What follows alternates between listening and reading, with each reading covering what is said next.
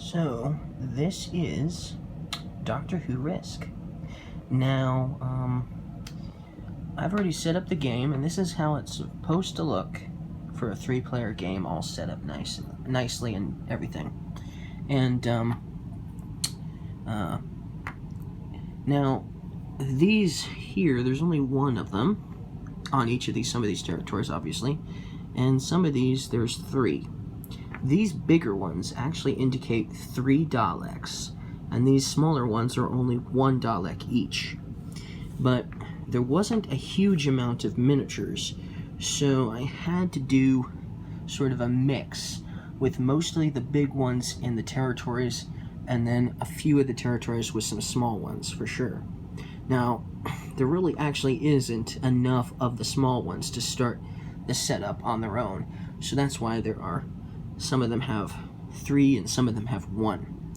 Now, if you're going to attack, let's say you're going to attack from this territory to this one, then you will have to break this one up into 3 separate little Daleks, for sure.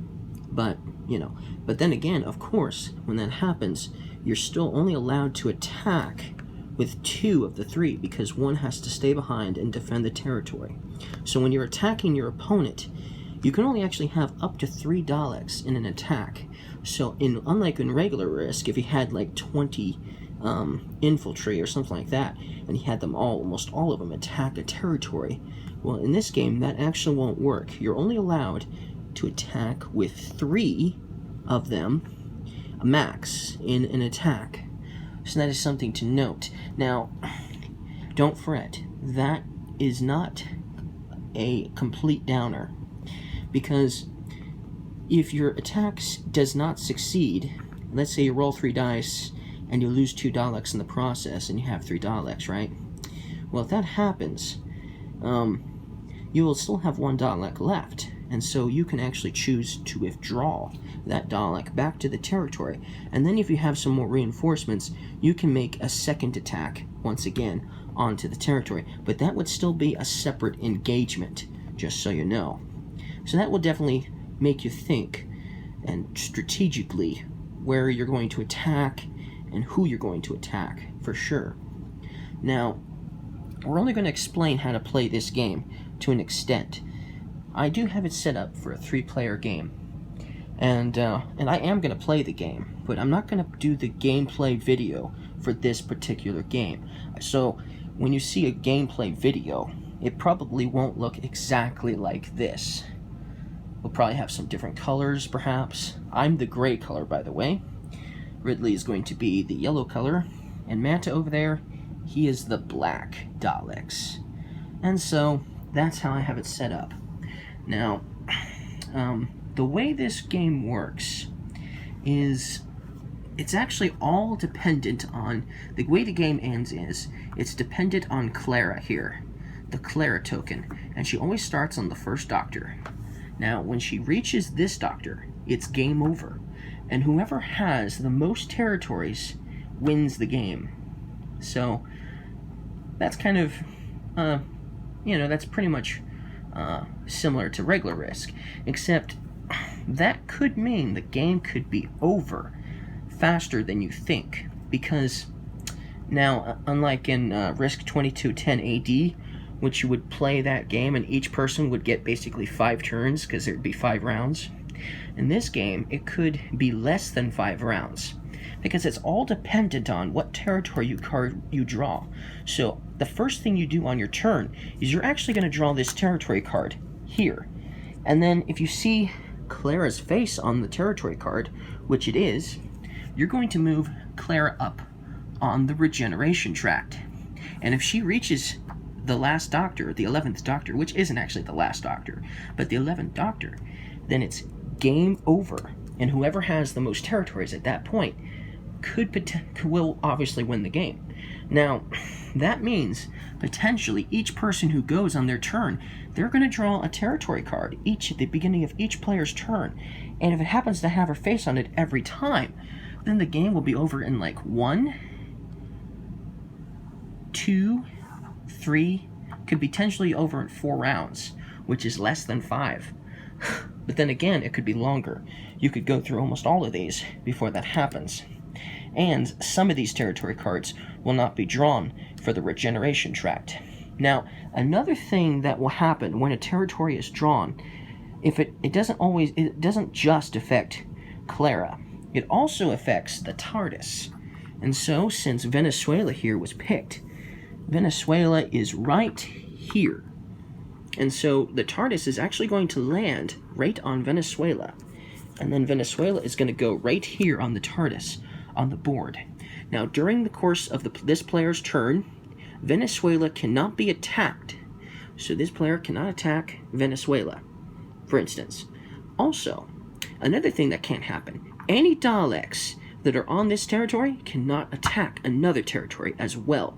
And so basically, this is a very good ceasefire.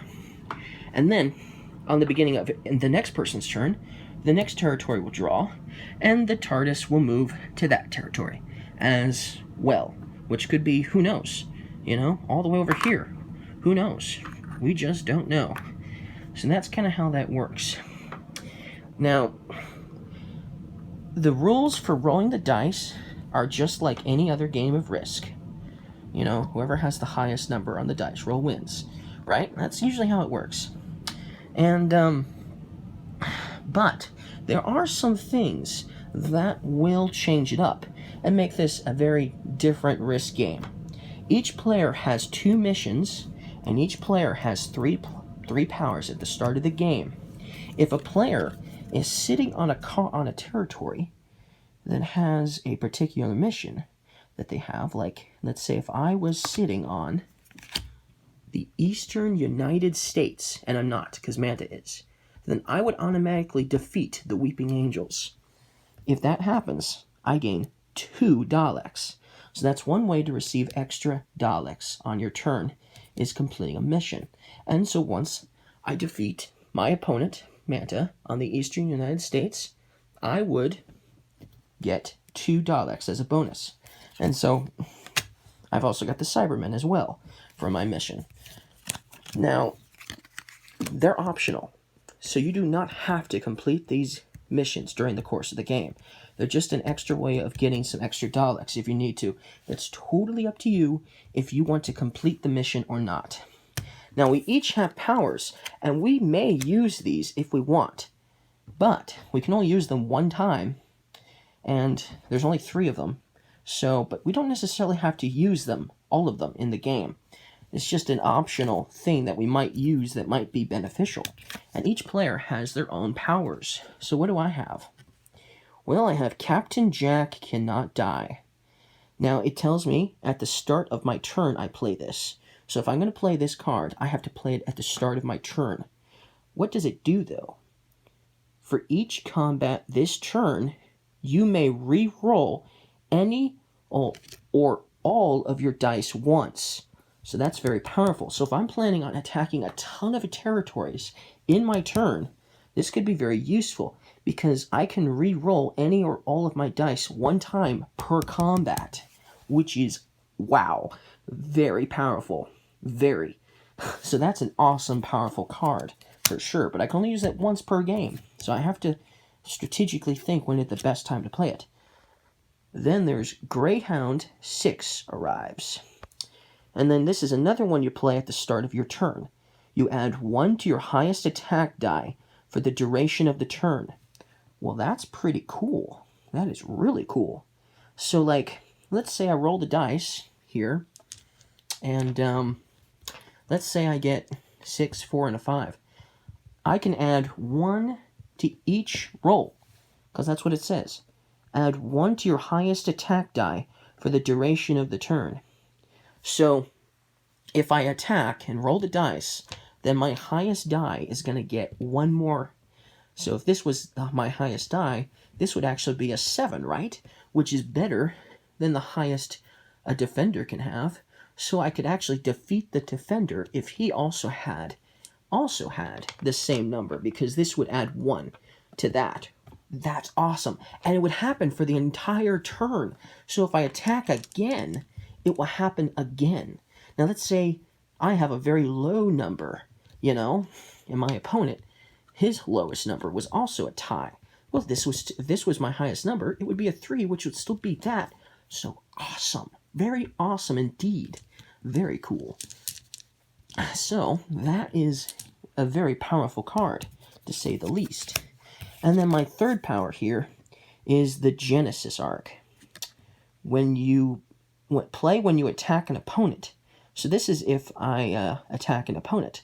I can roll a die and then add that many Daleks to the attacking territory. So now instead of just having 3, if I roll the dice, I could possibly get up to 6 more.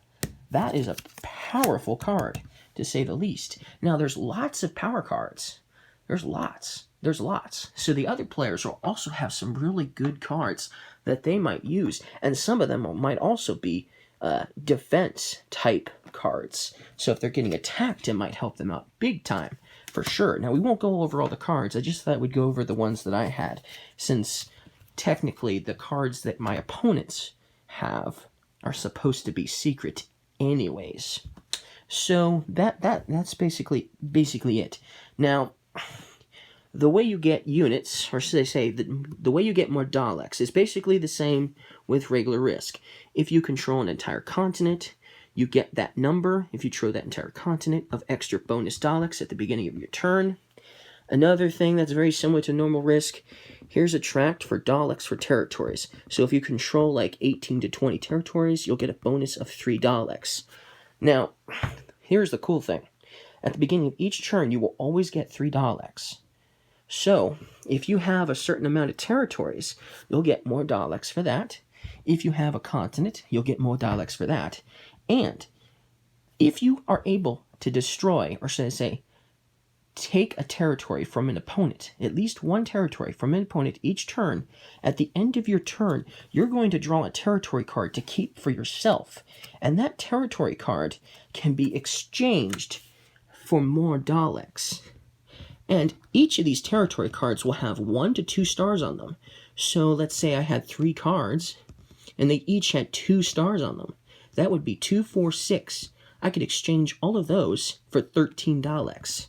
So that is definitely an awesome way of getting more Daleks if you need them. So anyways, that's basically it for this video. And you are allowed at the end of your turn to basically move a certain amount of Daleks from one territory to another to fortify it. Only 1 fortification per turn. So that's basically it. But the first thing that will always happen is the TARDIS is going to land somewhere on the map, and there will be a ceasefire there. And then if Claire's face is on the territory card, the regeneration will take place. And then the player can place their Daleks, and then the player can attack, fortify, and then maybe draw a territory card as well. And that's the course of the game. And if your turn is taking place and Claire lands here, then the game is over, meaning you don't get to take your turn. So you don't get to attack or anything. So that is something to note. Anyways, I hope you guys liked this how to play video for Doctor Who Risk. And we will do a gameplay video of this game in the near future. But you guys will have to watch that another day. This is going to be for me, Manta, and Ridley only. This game here. Alright, we'll see you guys. And I hope you guys liked the video.